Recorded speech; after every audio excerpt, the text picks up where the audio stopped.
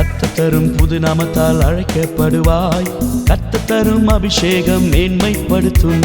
கர்த்தர் தரும் புது நாமத்தால் அழைக்கப்படுவாய். கர்த்தர் தரும் அபிஷேகம் மேன்மைப்படுத்தும். கீர்த்தியாக புகழ்ச்சியாக மேன்மையாக உன்னை உயர்த்திடுவாய். கீர்த்தியாக புகழ்ச்சியாக மேன்மையாக உன்னை உயர்த்திடுவார்.